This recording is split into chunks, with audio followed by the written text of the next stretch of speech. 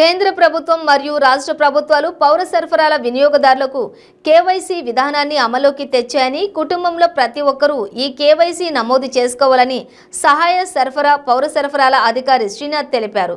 ఈ సందర్భంగా ఆయన మాట్లాడుతూ, కుటుంబంలో ప్రతి ఒక్కరూ ఈ కేవైసీ పద్ధతిని విడుదల వారీగా నమోదు చేసుకోవాలని, దీని ప్రక్రియ రేషన్ షాప్ డీలర్ ద్వారా కేవైసీని నమోదు చేసుకోవచ్చని, ఇది నిరంతర ప్రక్రియగా కొనసాగుతుందని, ప్రజలు ఎటువంటి ఆందోళన చెందకుండా కేవైసీ ప్రక్రియను పూర్తి చేసుకోవాలని, ఏదైనా ఇబ్బందులు కలిగినప్పుడు తమ హెల్ప్ లైన్ నంబర్లకు 180042500333 మరొక నంబరు 0402344770 నంబర్కి సంప్రదించాల్సిందిగా కోరారు. తాము ఎప్పుడూ కూడా ప్రజలకు అందుబాటులోనే ఉంటూ మధ్యాహ్నం 2 గంటల నుండి తమ కార్యాలయానికి వచ్చి మీ సమస్యలను పరిష్కారానికి ఉపయోగంలో ఉంటుందని చెప్పి అన్నారు. మీడియా ముఖంగా మీకు ఇంకొక విషయం తెలియజేద్దామనేసి అనుకుంటున్నాం. చాలా మంది తెలియక ఇప్పుడు ప్రభుత్వం ఏం చేస్తుందంటే ఫోర్టిఫైడ్ రైస్ అనేసి ఇవ్వడం జరుగుతుంది. చాలా మందికి తెలియకుండా ఈ బియ్యం చాలా చోట్ల దురుపయోగం చేస్తున్నారు, ఉపయోగం చేస్తున్నారు. ఏం చేస్తున్నారంటే ఇక్కడ బియ్యం కొంటున్నారు, అక్కడ పోయి అమ్మేస్తున్నారు.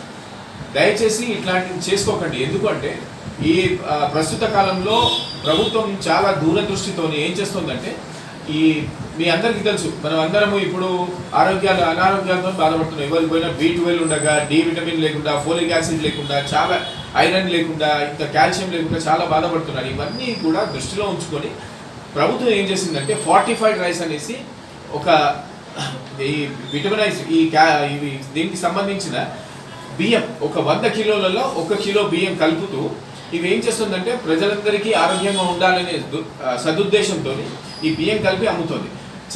కాబట్టి ఈ బియ్యాన్ని మీరు అమ్మేస్తుంటే ఏం జరుగుతుంది, మీకు రావాల్సిన పోషకాలు ఏవైతే ఉన్నాయో మీరు అమ్మేయడం వల్ల నిరుపయోగం అయిపోతున్నాయి. కాబట్టి దయచేసి ఈ బియ్యాన్ని మీరు అందరూ కూడా వాడుకోవాలి. మీ పిల్లలకి, మీరు ఇంట్లో ఆడవాళ్ళందరూ, ఎందుకంటే ఆడవాళ్ళు సరిగ్గా ఉంటేనే మనమంతా బాగుంటాం. కాబట్టి ఇంట్లో ఆడవాళ్ళు చాలా ముఖ్యం. ఎందుకంటే వాళ్ళందరూ ఈ మధ్యకాలంలో మీరు ప్రతి ఫ్యామిలీలో చూస్తున్నారు, చాలా దారుణమైన పరిస్థితులు, అందరికీ అనారోగ్యాలు ఎక్కడ చూసినా, ఏ హాస్పిటల్స్ పోయినా క్రికెట్లు ఆడుతున్నాయి. కాబట్టి ఇవన్నీ దృష్టిలో ఉంచుకొని ప్రభుత్వం ఏం చేసిందంటే ఈ ఫోర్టిఫైడ్ రైస్ అనేది ఒకటి ఇంట్రడ్యూస్ చేసింది. ఇప్పుడు మనం తింటున్న ఆహారం ఏదైతే మీకు ఇస్తున్న బియ్యం ఏదైతే ఉందో అది ఫ్రీ అనుకుంటున్నారు, కానీ చాలా పోషకాలతో కూడిన బియ్యం. కాబట్టి మీరందరూ దయచేసి ఈ బియ్యాన్ని ఉపయోగించుకోండి.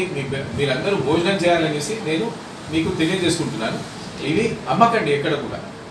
ఏదైనా ఈ విషయాలలో మీకు అనుమానాలు ఉంటే దయచేసి మా కార్యాలయానికి వచ్చేస్తే ఈ అనుమానాలన్నీ తీర్చడానికి మేము సిద్ధంగా ఉన్నాం. కావున మీరందరూ ఇది ఉపయోగించుకోండి. ప్రతి రేషన్ షాప్లో 6 కిలోలు బియ్యం ఇస్తున్నారు.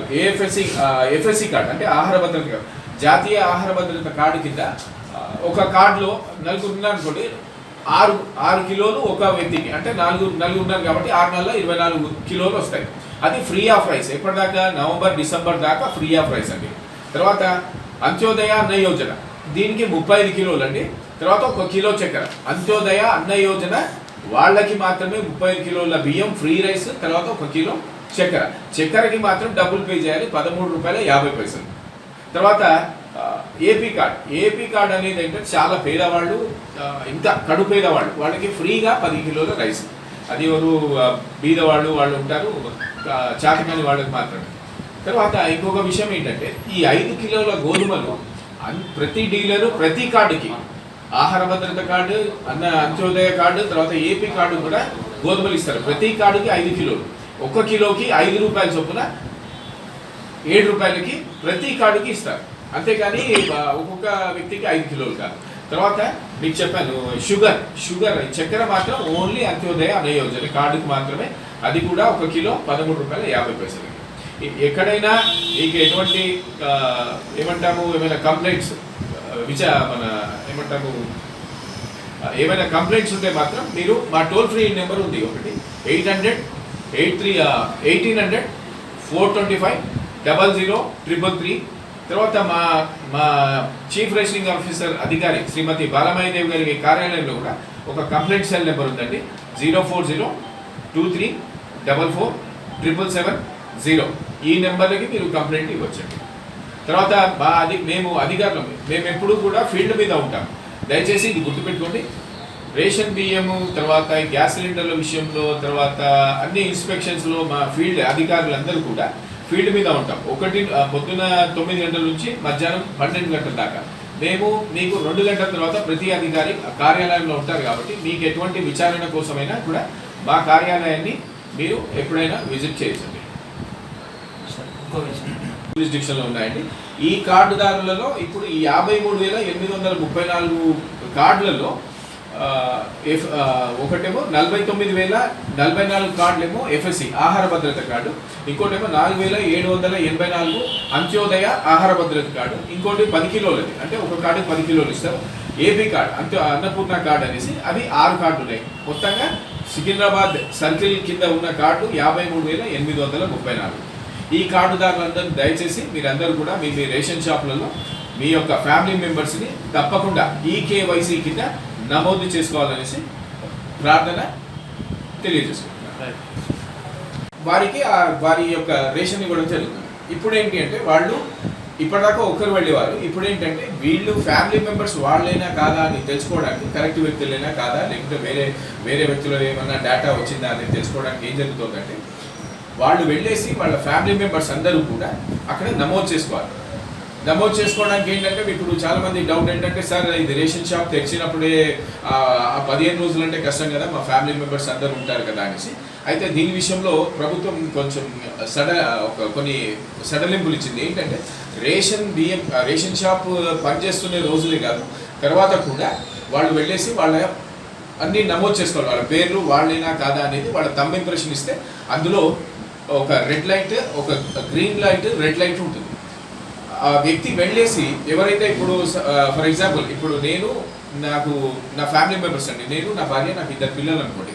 నేను వెళ్ళి ఇచ్చినప్పుడు నా కార్డు నా పేరు మాత్రమే గ్రీన్ లైట్లో వెలుగుతుంది.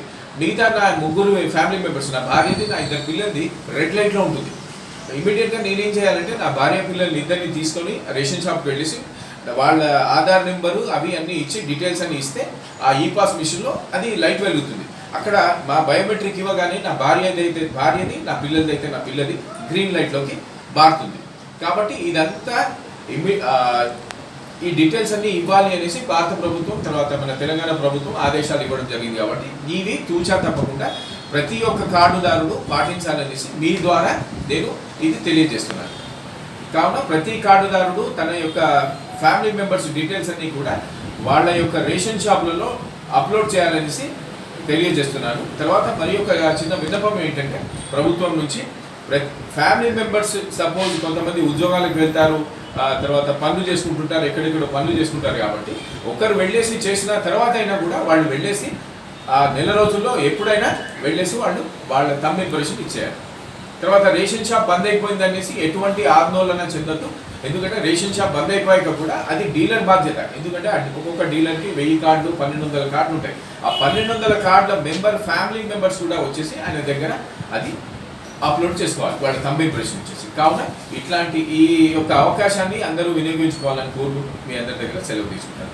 ఏదైనా మీకు డౌట్లు ఉంటే ఆ కన్సర్న్ డీలర్ దగ్గర మీ డౌట్లన్నీ క్లారిఫై చేయండి. ఇమ్మీడియట్గా మా నెంబర్కి కూడా మా ఇన్స్పెక్టర్స్ ఉంటారు ఫీల్డ్ మీద, నేను కూడా ఫీల్డ్ మీద తిరుగుతుంటాను. ఏదైనా తెలియని వాళ్ళు ఉంటే వాళ్ళందరికీ కూడా ఎప్పటికప్పటికి తెలియజేసే అవకాశాలు ఉన్నాయి. దీంట్లో ఎటువంటి ఏమంటారు దళారులను కానీ ఎవరిని కానీ ఆశ్రయించవద్దు. డైరెక్ట్గా మీ యొక్క సర్కిల్, అంటే మీరు సపోజ్ హైదరాబాద్లో ఉన్నారనుకోండి, చార్మినార్ సర్కిల్ వాళ్ళు చార్మినార్ సర్కిల్లో అధికారులు ఉంటారు, అంబర్పేట అయితే అంబర్పేటలో అధికారులు ఉంటారు, బేగంపేట అయితే బేగంపేటలో అధికారులు ఉంటారు. నా పేరు కె శ్రీనాథ్ అండి, నేను సహాయ పౌర సరఫరాల అధికారి, సికింద్రాబాద్ జ్యూరిస్డిక్షన్. అయితే మీ అందరినీ ఈరోజు పిలవడానికి ఏంటి అంటే, మన గవర్నమెంట్ ఆఫ్ ఇండియా తర్వాత కమిషనర్ గారి దగ్గర నుంచి ఒక ఆర్డర్ వచ్చిందండి. ఏంటంటే భారత ప్రభుత్వం 100% ఈకేవైసీ అనేసి electronic know your customer campaign of fair pay shops instructions కొన్ని ఉన్నాయి. ఏంటి అంటే ప్రతి కార్డుదారుడు వాళ్ళ యొక్క ఫ్యామిలీ మెంబర్స్తో వెళ్ళేసి రేషన్ ఎక్కడైతే తీసుకుంటున్నారో అక్కడ వాళ్ళ రేషన్ షాపులలో వాళ్ళ ఈపాస్ మెషిన్లో వాళ్ళకి ఈకేవైసీ అనేది ఒక ప్రోగ్రామ్ ఉంటుంది. ఆ ప్రోగ్రాంలో ఏంటంటే వెళ్ళినప్పుడల్లా కార్డుదారుడు ఏమవుతుందంటే ఆయన రేషన్ కార్డు నెంబరు, తర్వాత ఆయన డీటెయిల్స్ ఆధార్ నెంబర్ కొట్టి తర్వాత రేషన్ ఇవ్వడం జరుగుతుంది బయోమెట్రిక్. కొంతమంది పెద్దవాళ్ళు వెళ్ళినప్పుడు వాళ్ళ Aadhaar number plus ration card number ఎవరైతే వెళ్తున్నారో వాళ్ళది డీటెయిల్స్ తీసుకొని వాళ్ళ థంబ్ ఇంప్రెషన్ తీసుకొని వాళ్ళకి రేషన్ ఇవ్వడం జరుగుతుంది. అయితే ఇప్పుడు ఏంటంటే భారత ప్రభుత్వం తర్వాత మన commissioner of food and civil supplies department ఏంటంటే ఆదేశాలు, ఇప్పుడు ఆ కార్డులో అందరూ నిజమైన జెన్యున్ వ్యక్తులేనా కాదా అనేసి ఒకటి తెలుసుకోవడానికి ఈ కేవైసీ ద్వారా, ఎందుకంటే ప్రతి రేషన్ కార్డులలో 3 లేదా 4 లేదా 6 అనే వ్యక్తులు ఉంటారు. ఈ 6 వ్యక్తులు అందులో ఉన్నారా లేదా అనేది జెన్యున్గా ఆ వాళ్ళకి సంబంధించిన వ్యక్తులా కాదా అనేది తెలుసుకోవడానికి వాళ్ళు వెళ్ళి ప్రతి రేషన్ షాపులలో వాళ్ళు అందరూ కూడా నమోదు చేసుకోవాలి. ఎలా నమోదు చేసుకోవాలి అంటే, మేము ఆల్రెడీ రేషన్ షాప్ డీలర్లందరికీ కూడా ఏం చెప్పామంటే ఈకేవైసీ అనేది ఈ పాస్ మిషన్, ఎక్కడైతే రేషన్ బియ్యం ఇవ్వడం జరుగుతుందో అక్కడ ఈ POS machine, electronic point of sales అనేది ఒక మిషన్ ఉంటుంది. వాళ్ళు వెళ్ళి థంబ్ ఇంప్రెషన్ అంటే ఆ కార్డు సంబంధించిన వ్యక్తి, ఆ 4 వ్యక్తులలో ఎవరైనా ఒకళ్ళు వెళ్ళేసి వాళ్ళ థంబ్ ఇంప్రెషన్, అది Aadhaar number plus ration card number కొట్టాక ఆ వ్యక్తి డీటెయిల్స్ వస్తాయి.